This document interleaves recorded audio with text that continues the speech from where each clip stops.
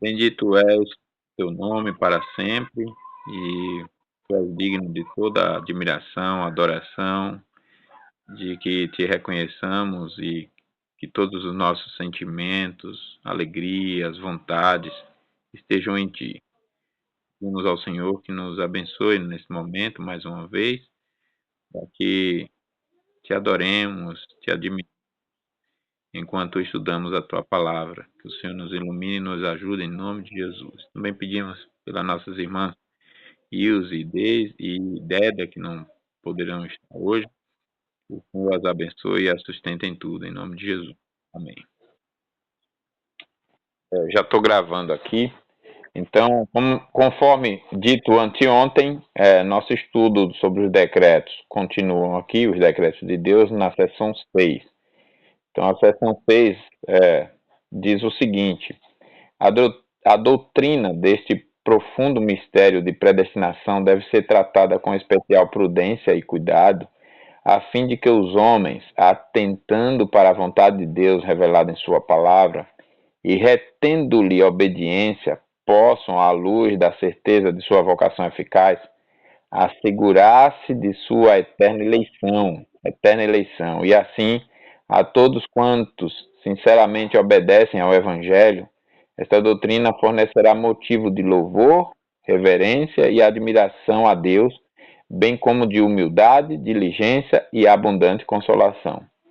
Tem várias passagens aqui a respeito disso, mas aqui já mostra então que há uma consciência e um cuidado, um zelo com relação ao tema, tanto com respeito à sua profundidade, à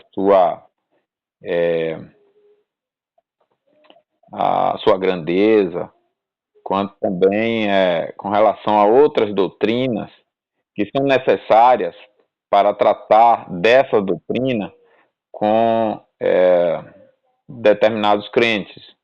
A pessoa que acaba de se converter, ela é nova na fé e a gente precisa caminhar com ela e tal. Então, uma coisa é a gente tratar da doutrina de qualquer jeito com qualquer um. A outra coisa é tratar com zelo, preparando a pessoa, e é disso, entre outras coisas, que se trata aqui essa sessão. Nós temos que tratar com cuidado. Agora, tratar com cuidado não significa não tratar ou passar a vida toda sem tratar. Só depois de 10 anos que a pessoa pode ouvir e ver e tudo mais. Não.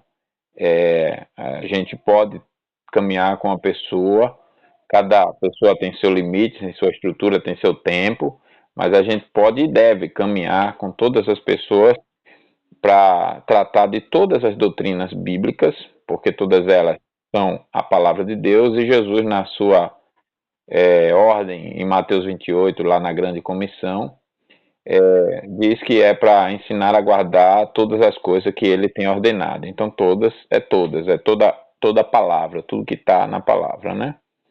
E isso nos mostra, então, a nossa responsabilidade, tanto para conhecer quanto para passar, para transmitir para outros. Agora, tem um motivo aqui, e o motivo é com relação ao outro, ao eleito, ao crente em Jesus, é justamente eles que obedecem sinceramente ao Evangelho, ter nessa doutrina motivo de louvor, reverência e admiração a Deus, bem como humildade, diligência e abundante consolação. Por quê? Porque eles têm assegurado ali nessa doutrina sua própria vocação como eficaz, a certeza dela e a certeza de sua eterna eleição. Olha, eu sou eternamente eleito, então é além das minhas capacidades, e essa doutrina nos renova. Quando a gente olha para nossas fraquezas, limitações, inconstâncias, eu até digo aqui por experiência com as irmãs, até por esse estudo, como também pelos momentos no domingo, os temas que a gente estuda aos domingos, eu vejo o quanto Deus me abençoa e eu me sinto renovado, fortalecido. Eu acredito que deve acontecer com as irmãs, até em áreas que a gente às vezes está se enfraquecendo, está oscilando, ou até mesmo duvidando, seja lá quais as circunstâncias passando, especialmente no que tange à vida de santidade, de obediência, de vitória sobre todas é, as corrupções desse mundo, todas as nossas fraquezas, e a gente se fortalece na palavra de Deus, e doutrinas como essa, quando nos acende a luz da esperança e mostra a realidade que nossa relação com Deus transcende o tempo e é originada numa eleição eterna, perfeita, e onde Deus é o soberano Senhor sobre essa eleição, portanto, aquele que garante, porque elegeu e ao mesmo tempo administra a sua eleição, e isso nos dá uma esperança, somos renovados e dessa forma, cônscios de nossa eterna eleição, com a segurança nela, nossa vocação eficaz, admiramos a Deus e o louvamos e o reverenciamos e nos humilhamos aos seus pés, e daí flui diligência e consolo, né? E a nossa vida passa a ser zelosa, diligente. E eu acredito que as irmãs têm vivido isso. Eu, eu tenho vivido essa esperança assim renovada. Então, é dessa forma que a gente tem que fazer e caminhar, um passo a passo, um assunto após outro, né? Nós estudamos o primeiro capítulo sobre as escrituras. Deixa eu ver quem que está chamando aqui, peraí.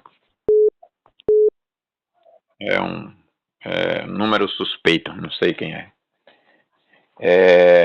Então nós estudamos o primeiro capítulo sobre as escrituras, né? O segundo capítulo sobre o ser de Deus, o terceiro capítulo sobre, que é esse agora, né? Que é o dos decretos, e vemos com tudo isso que há um progresso nas doutrinas, onde cada um das escrituras formou uma base, do ser de Deus uma outra base, e agora dos decretos a gente já tem condições de estudar melhor o tema como estamos tendo. É óbvio que, como eu disse, não estamos estudando esse tema de forma exaustiva, mas o quanto e como temos estudado atende ao propósito de nos dar um conhecimento seguro do tema e nos fortalecer na fé. Então, esta sessão ensina que o profundo mistério de predestinação deve ser tratado com especial prudência e cuidado, e tal necessidade é oriunda do fato de que ela é com frequência usada indevidamente e que seu uso próprio está num grau muitíssimo importante. O princípio da sabedoria divina na distribuição da graça está certamente revelado nas Escrituras, não é de difícil compreensão e é de grande aplicação prática para convencer os homens da grandeza e independência de Deus, da infalível eficácia de sua graça e da infalibilidade de suas promessas, bem como de seus próprios pecados e de sua absoluta dependência. Mas a filosofia da relação de seu soberano propósito com a livre agência da criatura e com a permissão do mal moral não é revelado nas Escrituras, como nós já vimos, e não pode ser descoberta pela razão humana, e, portanto, não deve sofrer temerária intromissão. Esta verdade, além do mais, não deve ser introduzida no sistema fora de seu devido lugar, sistema este que inclui de maneira idêntica certas verdades sobre a liberdade do homem e da livre oferta do Evangelho a todos. Então, enquanto o princípio da eleição soberana, que se encontra no fundamento de toda a graça, é assim claramente revelado, a eleição ou não eleição de pessoas específicas não é revelado nas Escrituras. A vontade preceptiva e não a vontade decretiva de Deus é a norma do dever humano. A eleição tem a ver antes com Deus e a graça consequente para ela. Com o homem, porém, o dever e a graça vêm primeiro, e a inferência da eleição pessoal só é consequente sobre a posse da graça. Ou seja, eu só vou descobrir que sou eleito quando a graça me alcança. Se ela já me alcançou, então eu sei, eu sou um eleito. Mas nós não temos controle sobre esse conhecimento. Eu não sei quem é eleito. A gente termina descobrindo e conhecendo outros eleitos também pelo sinal da graça. É claro que, às vezes, em alguns, isso não vai ficar tão perceptível, e a gente vai, às vezes, confundir. Outros vão parecer eleitos, porque vão andar juntos, vão andar no meio, mas não exatamente convertidos, né? Então, a eleição tem a ver antes com Deus e a graça consequente para ela, e com o homem, porém, o dever e a graça vem primeiro, e a inferência da eleição pessoal só é consequente sobre a posse dessa graça, da graça de Cristo. E a ordem de arrepender-se e crer é direcionada a todos os homens indiscriminadamente, e a obrigação repousa igualmente sobre todos. Então eu não posso achar que porque alguém não é eleito está desculpado de crer e se arrepender. Não. A pregação é para todos, a ordem é para todos, a obrigação é, então, de todos. Ninguém, absolutamente ninguém, está livre dessa determinação soberana de Deus de que devemos crer e devemos nos arrepender. Agora, é óbvio que apenas os eleitos, de fato, ouvirão, se arrependerão e crerão, né? Crerão e se arrependerão. A preocupação, então, do inquiridor é simplesmente com o fato de que a graça lhe é oferecida e assegurada sob a condição de aceitação, e sua obrigação é aceitá-la e cultivá-la. A seguir vem o grande privilégio do crente de fazer o fato de sua eterna vocação e eleição concretizado, adicionando à fé a virtude, e à virtude o conhecimento, e etc. Pois, se ele faz essas coisas, jamais cairá, como diz 2 Pedro 1, de 5 a 10. E aí nós vamos ler esse texto, 2 Pedro 1, de 5 a 10. Deixa eu só abrir aqui, as irmãs estão com a Bíblia aí, né? Então, só para a gente conferir, 2 Pedro 1, 5 a 10. Diz assim, ó.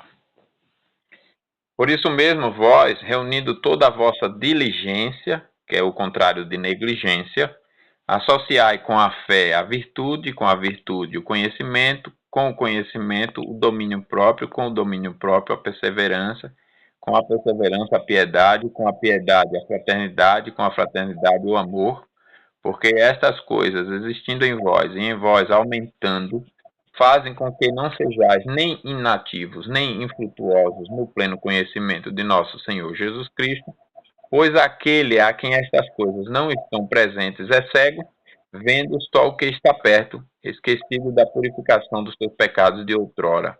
Por isso, irmãos, procurai com diligência cada vez maior confirmar a vossa vocação e eleição, porquanto procedendo assim não tropeçareis em tempo algum. Então, de nossa parte, o dever, uma vez que, sendo eleitos, fomos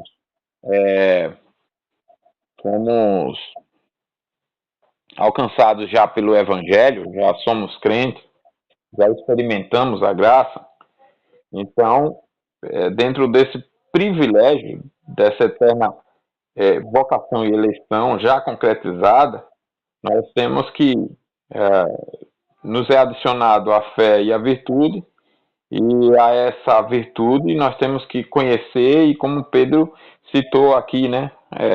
Do conhecimento vem perseverança, da perseverança outras virtudes, até no final ele diz confirmar toda essa vocação e eleição em nós. Não é isso? Toda essa vocação e eleição em nós.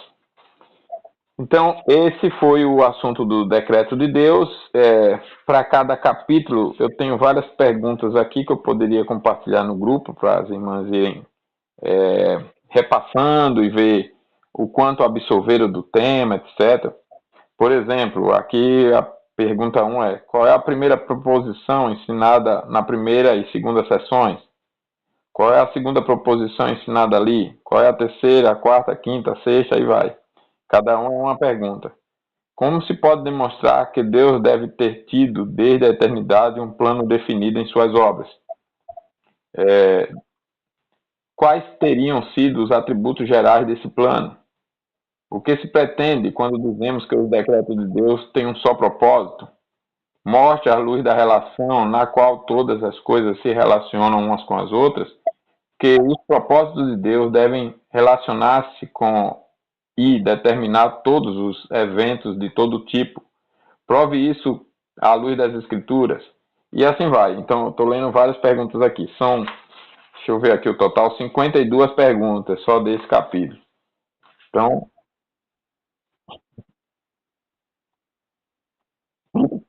quem foi essa aluna tão dedicada que falou isso? Me diga. Adivinha quem foi que com alegria toda, né, vibrou aqui de prazer. Ah, eu vou responder, ó. O primeiro capítulo tem 51 perguntas, o segundo capítulo 42 e o terceiro 52. Ó, vocês têm 146 perguntas para responder. Dona, Dona Daisy, a senhora está já se sentindo cansada antes de começar? Ai, ai. Não, não vem cá, pra cá não. 87 é jovem demais. Adão teve quase 1000.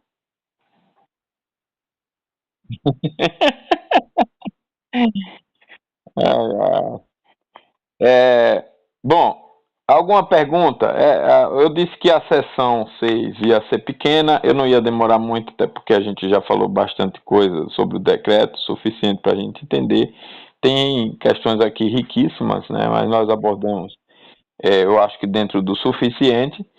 E tem o próximo capítulo, que é o capítulo 4. A gente já inicia hoje. Então, antes de iniciar, eu pergunto se tem alguma pergunta, colocação, contribuição, observação. Tá tudo bem?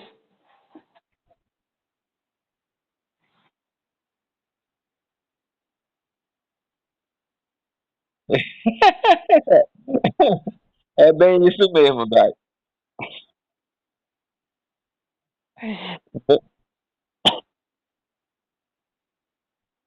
Depois a resposta, né? Pior que é isso mesmo, Dai. Aí os professores lá no seminário, toda vez que terminavam as aulas, dependendo do tema, aí perguntava, né? E aí, tudo bem para vocês? Alguma dúvida? Geralmente eu dizia isso, eu dizia todas, o problema é saber fazer agora. Nos dê um tempinho só para a gente digerir aqui que a gente vai fazer as perguntas. Mas vamos lá. Então vamos seguir com o capítulo 4, né? O capítulo 4, então, é da criação. Olha que harmonia, né? Esse estudo. Primeiro tratou das escrituras, para que a gente não prossiga o estudo sem a certeza de que a Bíblia é a palavra de Deus, não que ela contém, não que ela não é a revelação absoluta, a verdade absoluta de Deus, não, nada disso. E também vimos várias questões fundamentais, como, por exemplo, que a Bíblia se interpreta por ela mesma, né? É bem radicalmente diferente do que o catolicismo romano perversamente ensina, né? Perversamente, extremamente perversos. Eles ensinam isso. Ensinam que a Bíblia contém, que ela não é a palavra de Deus, e ensinam que a verdade dela depende do que a liderança da igreja disser. Isso é uma mentira das mentiras, né? É um engano dos enganos. Então, quer dizer, se a liderança da igreja, obviamente a igreja aí eles estão considerando a que não é igreja, que é o catolicismo romano, como eles dizem, né? Que é a verdadeira igreja, etc. Então, se o catolicismo romano disser que Jesus não é o único salvador, A mesma Bíblia dizendo que está certo que o catolicismo romano disser, porque ele tem poder e autoridade para interpretar a Bíblia. Eu costumo dizer que nós não interpretamos a Bíblia, né? A Bíblia por si mesma se interpreta e a nossa interpretação, se é que vamos chamar assim, nada mais é, quando ela é correta, do que o reconhecimento da interpretação que a Bíblia está fazendo dela mesma. Nesse sentido, eu sempre digo que nós não interpretamos a Bíblia, apenas a estudamos até reconhecermos a verdade, a interpretação que ela faz dela mesma.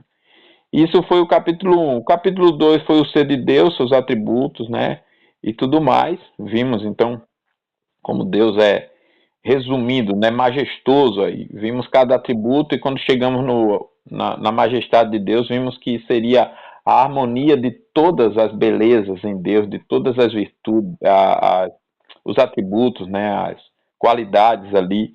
Então seria a perfeição das perfeições, né? A harmonia dessas perfeições. E Deus é assim majestoso. E assim como Deus são os seus decretos. Então o terceiro foi estudando os seus decretos, os decretos de Deus. Vimos que Deus tem um plano eterno, soberano, perfeito, imutável, por meio do qual ele criou todas as coisas e a governa, e as governa. Então, o capítulo 4, em harmonia, agora vai tratar da criação. Não faria sentido a gente começar com a criação sem reconhecer que a Bíblia é a palavra de Deus. Entende, então, porque eu estou fazendo a observação da sequência lógica desses capítulos? Porque se você vai tratar com alguém sobre o ser de Deus ou qualquer outro tema, e a pessoa, você vai sempre numa perspectiva da Bíblia, a pessoa duvida que a Bíblia é a palavra de Deus, uma das coisas que você primeiro tem que resolver é justamente essa descrença de que a Bíblia é a palavra de Deus, né? É por isso que muitos evangelismo com católicos romanos, em toda a sua todo o seu apego e cegueira né, às heresias dessa falsa igreja, se torna infrutífero muitas vezes, porque a gente fala e eles distorcem tudo, porque para eles o que vale é o que a igreja falar, né, o que não é a igreja, né? As heresias que são ditas e as tradições, porque a doutrina da Bíblia, como palavra de Deus, não está resolvida na mente deles, no coração deles. Então, logicamente, deveríamos começar com a palavra de Deus e seguir para os demais temas. Aqui, então, nós estamos na sequência da criação, já com condições de tratar da criação. Por quê? Porque a criação faz parte do decreto de Deus. Deus executa os seus decretos, como nós vimos, nas obras da criação e da providência. Então, nós vamos ver aqui a criação. Então, capítulo 4, seção 1, nós lemos o seguinte: aprove a Deus o Pai, o Filho e o Espírito Santo para a manifestação da glória do seu eterno poder, sabedoria e bondade, no princípio, criar ou fazer do nada, veja bem, criar ou fazer do nada o mundo e todas as coisas existentes nele, quer visíveis, quer invisíveis, no espaço de 6 dias e tudo muito bom. Nós vamos entrar nesse tema, mas já adiantando um ponto aqui, você vê que é isso que aconteceu. Foi isso que aconteceu. Nós temos vários textos aqui, ou seja, Deus, do nada, pela palavra do seu poder, criou o mundo e todas as coisas existentes neles, quer visíveis, quer invisíveis, no espaço de 6 dias, concluindo no 7, né, no 7º dia, e tudo muito bom. Então veja, mundo visível e mundo invisível, realidade visível e invisível. Deus criou tudo isso nesse espaço de 6 dias e tudo muito bom. Então qual era a questão que eu já ia adiantar aqui? Eu estava conversando com um colega essa semana e a gente falava sobre uns malucos que levantam uma série de questões que não estão nas escrituras e distorce os textos, né? E aí diziam o seguinte, que os anjos caídos já existiam e já existiam caídos quando Deus foi criar todas as coisas. Ué, e quando foi que esses anjos foram criados? Antes da criação. Como assim? Se a Bíblia fala de criação, como é que pode alguma coisa ser criada antes da criação? E aí a gente falava a respeito, né, e observava as claras distorções que eles fazem de textos isolados. Justamente, muitas vezes, por estudar com essa intenção, pela loucura da maneira que se estuda, mas também por mudar a ordem das coisas.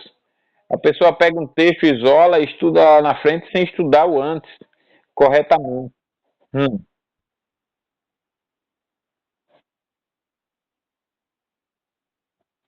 pois é, também tem isso.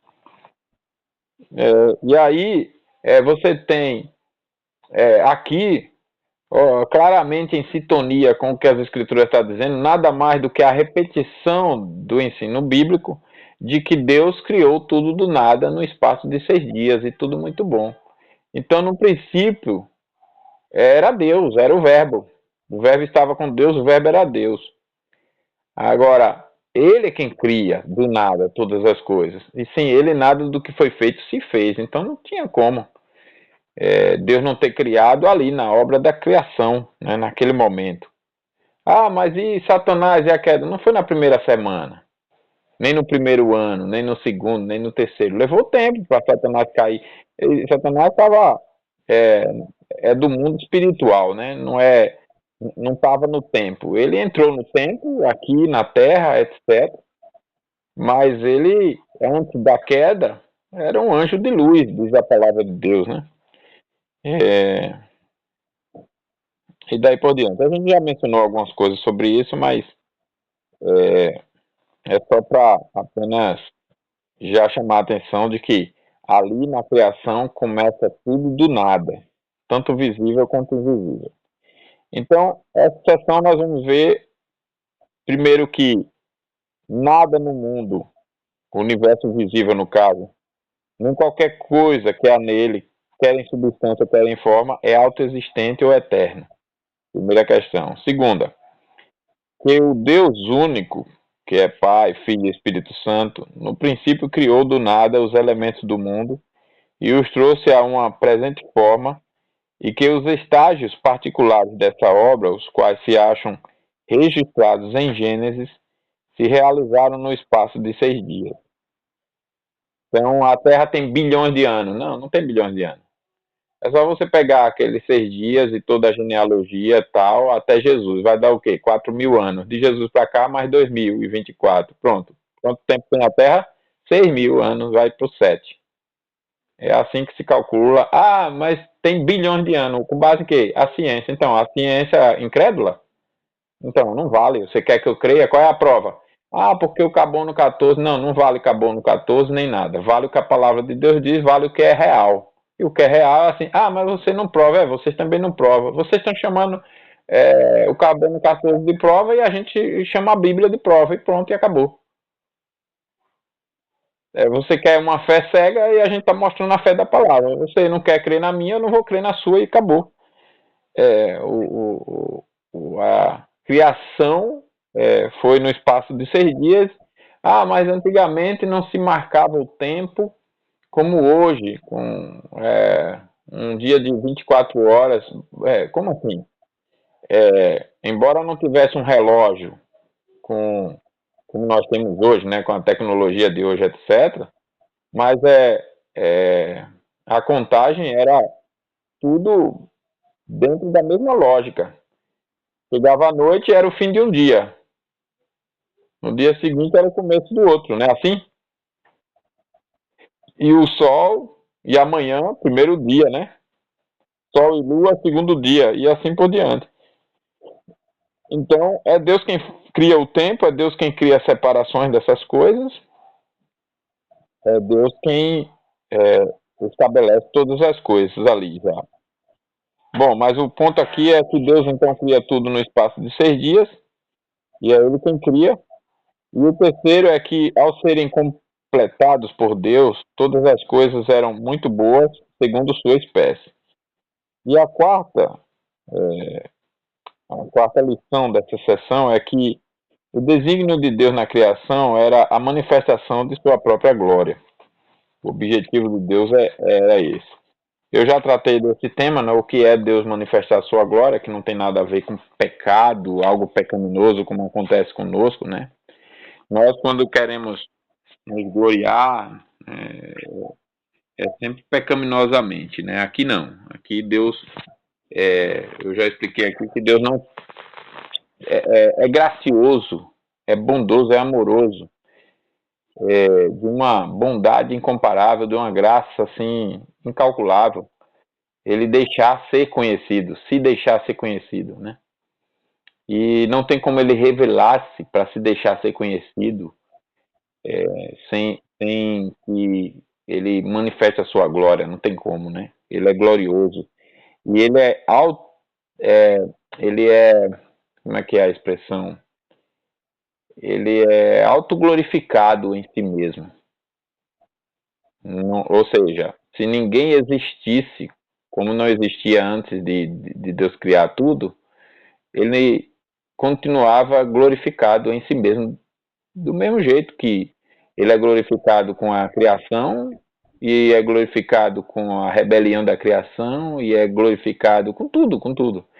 Ele é de uma glória invencível, né? De uma glorificação indestrutível. Ele é um ser assim incomparável. Não há, ele é de outra categoria, né? Não há nada nem ninguém como ele. Então a glória dele é indestrutível, inalterável e é soberana como ele é soberano, perfeita como ele é perfeito e daí por diante. Mas vamos lá, vamos avançar aqui. Primeiro que com relação à primeira lição, né? A primeira lição é que nada no mundo, nem qualquer coisa que há nele, quer em substância, quer em forma, é autoexistente ou eterno. Então, a respeito desse primeiro ponto, a primeira coisa que destacamos é que há uma distinção muito óbvia entre a substância das coisas e a forma nas quais essa substância se dispõe. Em nossa experiência, as substâncias elementares que constituem as. Tem um barulho aí, é o quê? Tem um.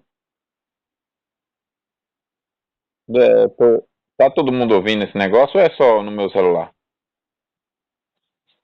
É. Deve ser. Deve ser.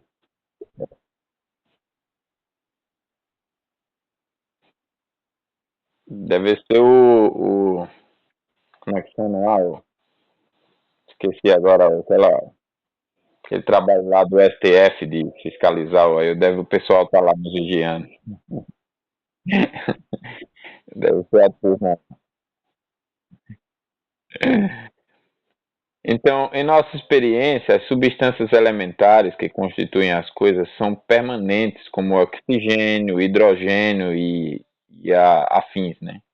Enquanto que as formas orgânicas e inorgânicas nas quais são combinadas estão em constante mudança. Que os espíritos pessoais e as várias formas em que os elementos materiais do universo se dispõem não são autoexistentes ou eternos, por si mesmos se evidenciam, e a universalidade, a constância e a rapidez das mudanças desses elementos, dos elementos materiais, se fizeram ainda mais óbvios e definidos com o próprio avanço da ciência, que as substâncias das coisas elementares foram criadas do nada, nunca foi crido pelos antigos filósofos pagãos, mas é o princípio fundamental do teísmo cristão. E isso se prova pelas seguintes declarações. Primeiro, as escrituras falam de um tempo em que o mundo era absolutamente inexistente. Cristo fala da glória que eu tive contigo antes da fundação do mundo, antes que o mundo existisse, e antes que fosse formada a terra e o mundo de eternidade a eternidade, tu és Deus. Então, primeira coisa é isso, é pelas escrituras. Segunda coisa é que a palavra hebraica traduzida por criar é usada por Moisés para revelar o fato de que Deus criou o mundo, é a melhor é, oferecida por qualquer linguagem humana anterior à revelação para exprimir a ideia de criação absoluta. Ela é introduzida no início de um relato de Gênesis dos céus e da terra. No princípio, no início absoluto, Deus criou todas as coisas, céu e terra. Depois que houve caos, subsequentemente o Espírito de Deus, pairando sobre as profundezas, trouxe à existência o mundo ordenado. A criação veio antes do caos, assim como as coisas em sua presente forma vieram depois do caos. Portanto, as substâncias das coisas devem ter sido um começo, bem como suas formas atuais. Essa é uma segunda coisa. Uma terceira coisa, são 5, para provar, né, essa questão de que é o princípio, a criação é o princípio fundamental do teísmo cristão. Então, a terceira prova, né, ou consideração disso, é que as escrituras atribuem sempre a existência das coisas puramente à vontade, à palavra e ao sopro de Deus, e jamais, mesmo inteiramente ou indiretamente, sugere a presença de qualquer outro elemento ou condição de sua existência, tal como matéria pré-existente, né? Deus vai criar e tem uma matéria eterna pré-existente lá para criar. Não, Deus cria do nada pela palavra do seu poder, é o sopro da sua boca, né? E num princípio absoluto. E o caos não surge primeiro, né? Como os evolucionistas. Aqui nós estamos apenas já caminhando em paralelo com essa loucura que nem teoria foi, né? Porque tem um processo para se chegar a ser uma teoria e o darwinismo nem teoria foi, nem passou para chegar a ser em teoria. E o darwinismo diz que hoje tudo que existe vem de um processo de complexo, de caos e tudo mais, e explosões, até chegar desgovernadamente a essa perfeição que está hoje, está caminhando para algum lugar. É óbvio que não é nada disso, né? Então aqui está se mostrando justamente que foi pela palavra de Deus e jamais de outra forma, nem Deus usando matéria pré-existente, muito menos, né? Que também tem um grupo que tenta pegar a Bíblia e casar com o darwinismo, com essa ciência ateia. Vale a pena observar aqui que nem sempre a ciência foi dessa forma, né? A ciência se desenvolve com o pensamento cristão, reconhecendo Deus como o Senhor absoluto, etc., Criador de todas as coisas, e por isso a ciência pôde dar os avanços que deu naquilo que a gente pode chamar de fato de avanço. Mas, como sempre tudo se corrompe, onde está a espécie humana, então a ciência também se corrompeu e parte dela passou a dizer essas loucuras todas aí, que é o mesmo pecado dos pagãos antigos que não reconhecia Deus como Criador de todas as coisas, né? Então nós temos Hebreus 11:3 dizendo: pela fé entendemos que os mundos foram formados pela palavra de Deus, de modo que as coisas que são vistas não se fizeram das coisas que aparecem. Então não teve matéria pré-existente para fazer tudo do nada, né? Deus cria pela palavra do seu poder. Prove que isso veio da palavra do poder de Deus. Prove que teve uma bomba. Tem a ciência. Bom, nós temos a ciência bíblica, a ciência de Deus, que é maior do que todas as ciências. Mas você não prova Deus, e nem você não prova que Deus não existe, nem prova essas bombas aí que como disse uma criança uma vez, né? A criança perguntando para um pai ateu que queria provar que Deus não existia a partir do Big Bang, e disse que tudo veio de uma explosão. Aí a criança perguntou: e quem colocou a bomba lá?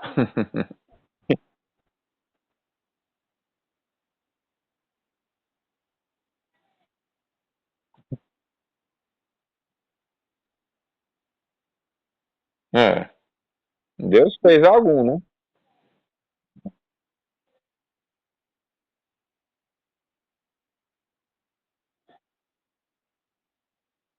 Exatamente, exatamente, exatamente. Eu vi uma explicação científica falando de bilhões de anos com relação à distância de uma estrela da Terra. Então eles fazem um cálculo da luz, e aí a luz daquela estrela, daquela galáxia, parará, tantos bilhões de anos-luz até chegar aqui. Então, conclusão, sempre a Terra tem não sei quantos bilhões de anos. Aí um outro cientista também, só que crente, né? Chegou e observou o seguinte: não, e se Deus já criou a luz com essa distância? É igual eu perguntar para alguém: quanto tempo leva daqui para os Estados Unidos? De avião leva tantas horas, não sei se é 12 horas, leva 12 horas, ok. Se é 12 horas, não significa que todo mundo dos Estados Unidos veio aqui. Significa que existe uma distância entre, porque Estados Unidos está lá e o Brasil está aqui. Então a distância é essa. Mas não precisa que todo mundo venha aqui para provar essa distância. Da mesma forma, não precisa que a luz da estrela tenha saído de lá e percorrido bilhões de anos até chegar aqui. Basta Deus ter criado já as coisas nessa distância e ter colocado a luz justamente nessa distância, né? Então não significa que durou bilhões de anos e se desenvolveu e tudo mais, enfim. Então são os argumentos que o ateísmo coloca para se manter na sua. Tem outros motivos por isso, né? O ser humano nega a Deus, diz a palavra de Deus, né? E corrompe-se todos os seus caminhos. Então, por que o ser humano se esforçaria tanto para não reconhecer a existência de Deus? Pelo orgulho de lidar com uma coisa que vai além do seu controle. Então o ser humano quer se enganar no seu orgulho de que ele está com controle absoluto de tudo e ele é o centro de tudo. Também para não ter que encarar um ser absoluto, soberano, para quem todos vão prestar contas dos seus pecados. Essa é uma das questões principais. Então é melhor negar Deus. Só que negar Deus não resolve o problema, né? Deus continua existindo e o pecador em suas culpas e pecados, né? Mas, enfim, vamos continuar aqui. Olha. A quarta questão é que se Deus não é o criador da substância, tanto quanto o modelador dos mundos e das coisas, ele não pode ser absolutamente soberano em seus decretos ou em suas obras de criação, providência e graça. De qualquer forma, ele seria limitado e condicionado pelas qualidades autoexistentes da substância existente e suas infindáveis consequências. Mas as escrituras sempre apresentam a Deus como o soberano e proprietário absoluto de todas as coisas. Então, se Deus não fosse assim, se não fosse ele criando, ele não seria absoluto, governador, criador. Seus decretos não seriam também como ele é, né? Então, as escrituras apresentam Deus assim e nós cremos em Deus como ele é. E quinto e último é que os mesmos traços de correspondência designadas e pré-calculadas podem ser claramente observados nas propriedades e leis elementares e essenciais da matéria que, que são observadas nos ajustamentos da matéria nas formas existentes do mundo. Se os traços de desígnio observados nas formas existentes do mundo provam a existência de um modelador inteligente, pela mesma razão, os traços de desígnio na constituição elementar da matéria provam a existência de um criador inteligente daqueles elementos a partir do nada. Em outras palavras, né, vai na direção do que os cientistas do design inteligente meio que tentam defender, embora eles não reconheçam Deus, né? Mas o design inteligente, o que é que eles dizem? Eles dizem o seguinte: não é possível que tudo que existe venha do nada, porque o design do universo é inteligente. A Terra está na distância do Sol exatamente no milímetro, até o milímetro de distância que ela precisaria estar. Nem um milímetro a mais, nem um a menos. Ela está em sua órbita e tem a sua relação com a Lua, com o Sol, com o que é chamado de sistema solar, se é como de fato eles dizem que é, né? exatamente como deveria estar. Então, o design é inteligente, né? Ele só, apesar de chegarem a essa conclusão, eles só não creem em Deus, né? Eles não sabem que o Criador, esse inteligente, é Deus. Então, no máximo, eles dizem o seguinte: existe uma inteligência soberana que criou o que está aí, que comanda o que está aí, mas não chegam a saber quem é essa inteligência soberana, né? É pela palavra que muitos cientistas se convertem. Eu aproveito aqui para lembrar, não sei se vocês chegaram a fazer isso, mas eu acho que eu já falei lá atrás, falar indicar aqui um documentário com o título Dinossauros ou Dragões. Esse é o título, Dinossauros ou Dragões. Está no YouTube. Eles falam dessa. Deixa eu só. Eles falam justamente de. Eles são cientistas que se converteram depois, aí eles falam justamente de como a ciência tratava, né, no período da universidade essas questões, a pressão que todos recebiam para afirmarem um único pensamento da ciência ateia, de que a verdade absoluta é o darwinismo, que o cristianismo ali, né, e a criação, a história da Bíblia e tal, tudo não tem vez, etc. Zombavam disso e seguiam com a negação da existência de Deus como criador, né? E aí eles falam da experiência deles, desses cientistas que fizeram esse documentário de conversão, não obstante eles terem, por um tempo, adotado essa loucura. E depois da conversão, eles mostram, assim, por A mais B, como é perfeita a palavra de Deus e como eles veem a criação a partir do conhecimento científico que eles têm. Então é muito bom vocês verem esses Dinossauros ou Dragões. É um documentário vale a pena assistir. Tá, então a primeira questão foi essa. A segunda, a primeira foi que nada no mundo, no universo visível, né? Nem qualquer coisa que há nele, qualquer substância, ou quer em forma, ou seja o que for, é autoexistente ou eterno. A segunda é que o Deus único, Pai, Filho e Espírito Santo, no princípio criou do nada os elementos do mundo e os trouxe a sua presente forma, e que os estágios particulares dessa obra, os quais se acham registrados em Gênesis, se realizaram no espaço de 6 dias.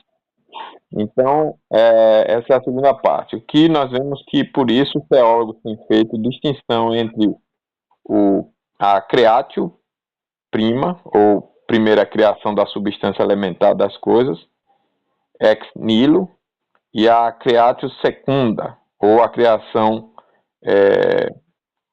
a segunda criação ou combinação dos elementos e a formação das coisas e seus ajustamentos no sistema do universo. E esta seção atribui criação em ambos esses sentidos ao universo e ao único e verdadeiro Deus, Pai, Filho e Espírito Santo, né?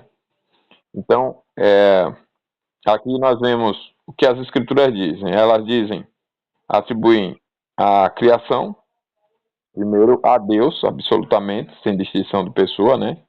Então, quando você vê a referência tanto ao Pai quanto ao Filho também, e ao Espírito Santo, né?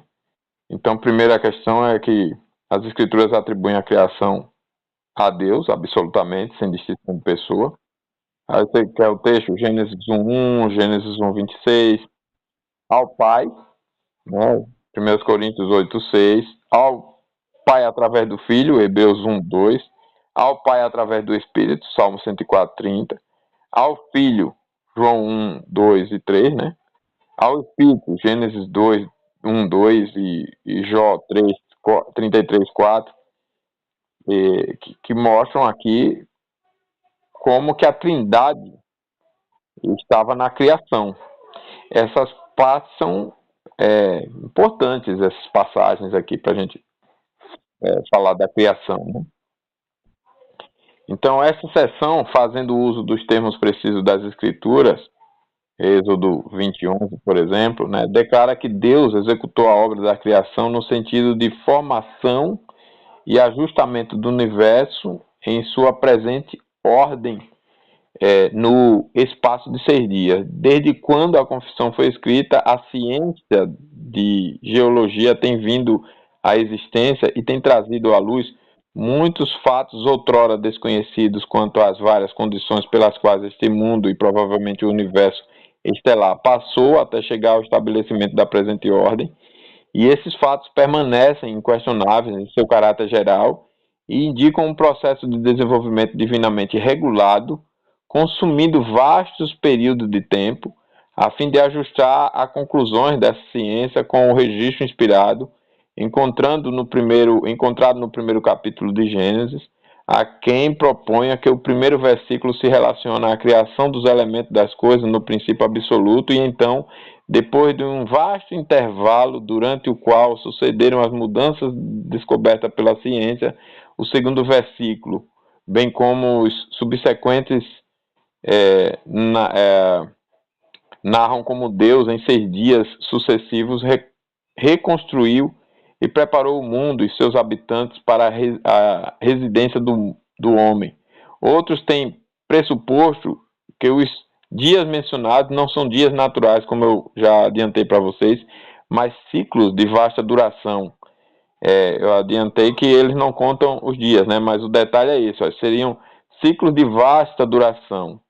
Não se encontrou nenhum ajustamento dentre os que se tem sugerido que removesse toda a dificuldade. Os fatos definidos são os seguintes: primeiro, o registro em Gênesis foi dado por divina revelação e, portanto, é infalivelmente verídico. Segundo, o livro da revelação e o livro da natureza são ambos de Deus e perceber-se-á quando ambos são adequadamente interpelados ou interpretados que se coincidem perfeitamente.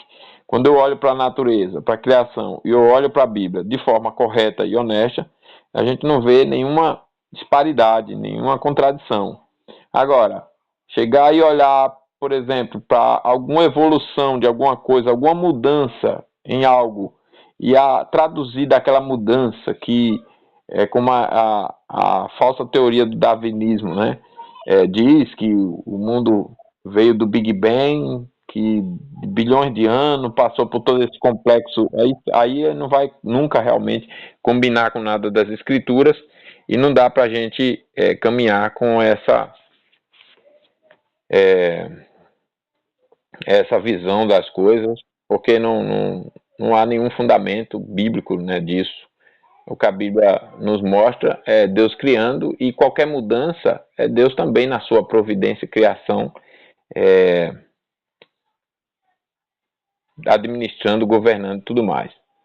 Então, os fatos sobre os quais a ciência da geologia se baseia são ainda muito imperfeitamente coletados e muito mais imperfeitamente entendidos. Não chegou ainda o tempo quando uma proveitosa comparação e ajustamento dos dois registros possam ser empreendidos. Quarto, o registro de Gênesis, breve e geral, como o foi designado e admiravelmente adaptado para lançar o fundamento de uma fé inteligente em Deus, o Jeová, como Criador absoluto, e o modelador imediato e governador providencial de todas as coisas. Mas ele não foi designado nem para impedir, nem para tomar o lugar de uma interpretação científica de todos os fenômenos existentes e de todos os traços da história pregressa do mundo que Deus permitiu aos homens descobrirem. Aparentes discrepâncias nas verdades estabelecidas podem ter sua base unicamente em conhecimento imperfeito. Deus requer de nós tanto o crer quanto o aprender. Ele nos impõe no momento a necessidade de humildade e paciência ao estudarmos a criação a partir dos experimentos e ferramentas disponíveis e sem distorcer, nem negar, nem deixar de olhar para as escrituras e reconhecer com humildade e paciência. Foi Deus quem criou.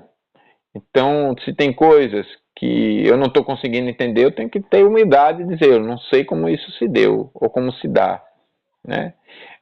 Vamos pensar na Terra antes do pecado. Como que era a Terra? Era sem nenhuma presença de coisa ruim. Então, os animais eram predadores. Os animais, a terra produzia espinhos. Havia deserto, havia geleiras, havia terremoto, havia maremoto, havia vulcões. Não havia nenhuma dessas coisas. Isso vem depois do pecado. Então, essas mudanças não significam que bilhões de anos, tal, não sei o que, não. Vieram depois do pecado, assim como o dilúvio. O que é o período do dilúvio? Nada mais é do que Deus cobrindo a terra com água.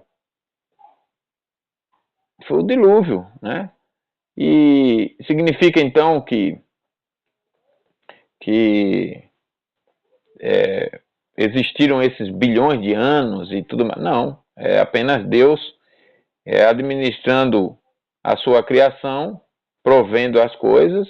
Ele interage até hoje com o mundo e por isso cada coisa foi acontecendo e cada mudança consequentemente. Mas as mudanças que fazem parte não significam processos eternos de bilhões de anos que a pessoa não dá nem para saber o que exatamente é isso e para que serve isso, né? Como diz o documentário Dinossauros ou Dragões, bilhões de anos só serve para dizer que a Bíblia não é verdade. Porque quando você vai somar o tempo bíblico, né? Você vai ver que a Terra existe há pouco mais de 6.000 anos. Bilhões de anos é só para dizer isso. Não serve para mais nada. Os cientistas dizem. Não é provado e não serve para mais nada. Absolutamente nada. Serve para quê? Quem é que tem a prova cabal que tem esses bilhões de anos que existiram? Ninguém tem. E não serve para nada. Para que serviria bilhões de anos? Para dizer o quê? Para dizer apenas que não existe um criador de todas as coisas, que não criou tudo como é no espaço de 6 dias. Então, vê a importância da gente conhecer exatamente o que a palavra de Deus fala sobre a criação. Então, quarto é com respeito ao fim último de Deus na criação do universo. Duas opiniões distintas têm sido nutridas pelos teólogos. Primeiro, que Deus propôs a si mesmo como seu fim último a promoção da felicidade, ou como dizem outros, a excelência de suas criaturas. E o segundo diz que Deus propôs a si mesmo a manifestação de sua própria glória. Essa é, obviamente, uma questão da mais elevada importância, visto que o fim principal de todo o sistema de meios e agências deve governar e caracterizar todo o sistema, assim como nossa visão do fim principal de Deus em suas obras deve caracterizar todos os nossos conceitos quanto às suas administrações criativas, providências e providências graciosas. Nossa confissão, então, muito explicitamente assume a posição de que o fim principal de Deus em seus eternos propósitos e em sua execução temporal na criação e providência é a manifestação de sua própria glória. Então, olha só como isso é grave. Se o fim principal de tudo que existe fosse a felicidade, ou como dizem outros, a excelência de suas criaturas, olha que problemão nós teríamos, né? Como tem sido, inclusive, hoje. As pessoas que vivem tendo como objetivo principal a sua própria felicidade, elas fazem tudo por essa felicidade e cada cabeça tem um padrão de felicidade. Então, quem acha que felicidade é fama, vai se dedicar e passar por cima de tudo e todos para sua fama. Quem acha que felicidade é poder, vai passar por cima de tudo e todos, não vai medir esforços, não importa se ele elimina tantos quantos possíveis da raça humana para viver a sua visão de felicidade, mas ele, por sua visão de felicidade ser o poder, ele vai então atrás desse poder e fará de tudo por ele. Por quê? Porque ele está atrás do seu fim principal. Para ele, tudo existe para a felicidade dele. O mundo gira em torno da felicidade dele. A criação gira em torno da felicidade dele. Em coisas que a gente chama de menores, né? Vai ser a mesma coisa. A pessoa que estuda para ser feliz, a pessoa que trabalha para ser feliz, a pessoa que ganha dinheiro para ser feliz, a pessoa que casa para ser feliz, vai se dedicar a essas coisas para a sua felicidade. Então, se essas coisas não derem a felicidade que ela almeja, ela vai buscar resolver. É por isso que no casamento tem muitos divórcios. Porque, eu queria ser feliz, mas com fulano não dá, eu vou para outro. Eu vou testar e tentar com outro.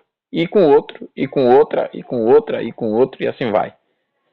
Então, veja que esse primeiro entendimento de que Deus propôs a si mesmo para a promoção da felicidade de suas criaturas, né? Nós temos um problema porque coloca a felicidade em primeiro lugar, e a gente vê que quem coloca a felicidade em primeiro lugar, e cada um tem a sua visão de felicidade, termina tendo um problema enorme, e a humanidade, as sociedades se corrompem com isso. Agora, se eu reconheço que tudo que existe é Deus propondo a si mesmo, manifestando a si mesmo, e para a finalidade principal da sua glória, a coisa agora muda radicalmente de figura. Vamos pensar no casamento, já que eu citei o casamento, e isso se aplica a todos os outros exemplos que eu citei. Se eu vou casar para a glória de Deus, não importa o sofrimento pelo qual eu vou passar. O que importa é a glória de Deus. E se eu aprendo a me alegrar em Deus ser glorificado, que maravilha! Aliás, é o que a Bíblia chama de felicidade. A verdadeira felicidade está como resultado de vivermos para a glória de Deus. Então, o catecismo, aqui a confissão já trata dessa questão nessa perspectiva, que Deus fez todas as coisas e propôs a si mesmo a manifestação de sua própria glória. Isso então muda radicalmente tudo, né? Eu vivo para a glória de Deus, e se eu sei que eu existo para a glória de Deus, eu vou pensar em casamento para a glória de Deus, eu vou casar para a glória de Deus, eu vou procurar viver o padrão desse casamento para a glória de Deus, não importa o quanto eu vou experimentar de luta, uma vez que o mundo está aí manchado pelo pecado, mas eu vou fazer tudo para a glória de Deus, custe o que custar, eu vou viver para essa glória de Deus. Assim as coisas se ajustam. Eu jamais vou, por exemplo, querer passar por cima, se eu de fato estiver vivendo para a glória de Deus, eu vou querer passar por cima de pessoas ou coisas para priorizar a minha felicidade. Não. A minha felicidade vem em segundo plano, porque eu vivo para a glória de Deus. Então, eu não vou pensar em divórcio como solução dos problemas no casamento. Eu não vou pensar em assumir uma posição de liderança e poder para os meus interesses pessoais, porque eu vivo para a glória de Deus, eu vou prestar conta. Então, eu não vou me amedrontar com as ameaças do mundo, a pressão do mundo, do sistema, da podridão, da corrupção, nada disso. Como Daniel e seus amigos fizeram, né? Não se amedrontaram, não se assustaram com a corrupção da Babilônia, se mantiveram ali fiéis, íntegros, como o texto diz lá em Daniel 1:8, né? Daniel decidiu firmemente não se contaminar, porque tudo existe para a glória de Deus. Então, tudo o que eu vou fazer é para a glória de Deus. Imagina agora uma ciência estudando todas as coisas para a glória de Deus. Estudando, portanto, a criação para a glória de Deus. Ela nunca vai achar nenhuma contradição. E ela vai saber aquilo que é possível saber, né, daquilo que a criação permite, né? Ela vai saber exatamente porque a coisa está ali, como a coisa está ali, no que for possível, né, etc. E tudo vai ser conduzido com essa finalidade, a glória de Deus. Então, nesse ponto, e eu paro nesse ponto, nós temos ainda 7 questões aqui, que é o seguinte. Primeiro, as escrituras explicitamente asseveram que esse é o fim principal da criação, né? E das coisas como criadas. Lá na igreja a gente sempre começa o culto com alguns versículos, e um bem repetido é Romanos 11:36, né? Porque dele, por ele, para ele são todas as coisas, a ele, pois, a glória eternamente. Amém. Então as escrituras asseveram isso, que tudo foi criado para a glória de Deus. Segundo, elas ensinam que o mesmo é o fim principal de Deus em seus decretos, como nós lemos lá em Efésios, por exemplo. Terceiro, também em governar e dispor, Deus providencial e graciosamente de suas criaturas, né? Também em governar e dispor, providencial e graciosamente de suas criaturas, né? Deus faz isso. Quarto, torna-se o dever de todos os agentes morais adotar o mesmo como seus fins pessoais em todas as coisas. Então, tanto os homens quanto os anjos devem adotar que tudo que existe, e a existência deles também é para a glória de Deus. E quarto, a manifestação de sua própria glória é intrinsecamente o mais elevado e mais digno fim que Deus poderia propor a si mesmo, claro. Para que Deus proporia criar tudo para a glória do homem, o fim mais elevado qual seria? Não seria outro, a não ser a glória de si mesmo. De si, é o que eu digo de Deus, né? Sexto, o mais elevado alcance desse supremo fim traz consigo a maior medida possível de bem à criatura, claro também. Né? Por isso que eu coloquei aqui que a verdadeira felicidade é resultado de viver para a glória de Deus. E sétimo, Deus como Criador e soberano absoluto não pode ter para si mesmo os fins e motivos últimos de sua ação externa. Do contrário, todas as ações de Deus seriam subordinadas aos fins finitos e criados que ele adotou como seus objetivos últimos. Isso aqui é muito importante também, né? Ficou claro nesse ponto, né? Deus não poderia condicionar a criação de tudo a algo que é finito e criado, etc. Porque Deus, todas as ações de Deus teriam que ser subordinadas a esses fins finitos. Né? Então, não poderia ser. Então, para a glória de Deus, significa que todas as ações de Deus são condicionadas a esse fim que não é finito. Não é um fim criado. Porque Deus não é criado e a sua glória não é criada. Então, ele não submeteu o fim de todas as coisas a algo finito, criado, mas a si mesmo, a glória do seu nome. A sessão 2, nós vamos avançar nesse ponto, mas em função do horário, nós passamos, eu disse que ia terminar 4:04, já são 4:13, mas eu queria terminar pelo menos a parte da sessão 2. Até aqui, alguma pergunta, colocação, correção? Esse capítulo vai ser curtinho, a gente termina ele amanhã. Aí teremos 34 perguntas sobre ele. E aí entraremos 34. E aí entraremos no quinto capítulo. O quinto capítulo deve tomar 2, 3 dias no máximo, que é o da providência.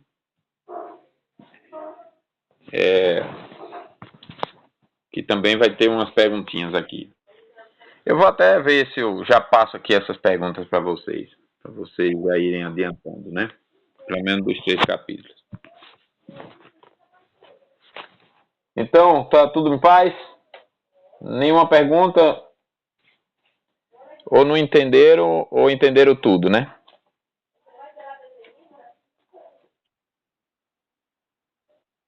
Ou entenderam tudo ou não entenderam nada. É.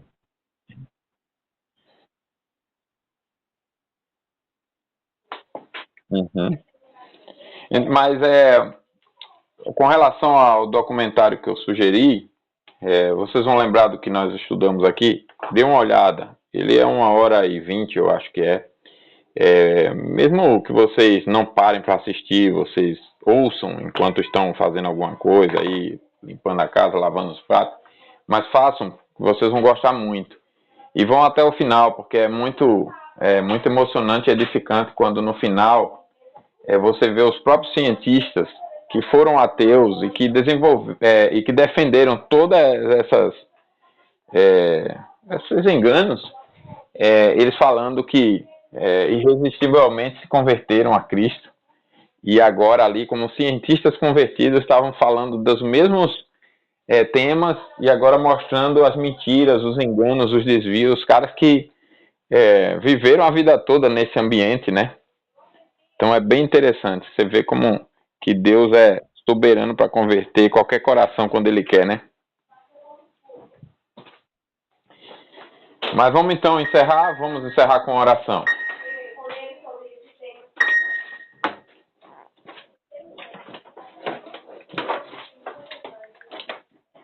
Vamos orar, irmãos?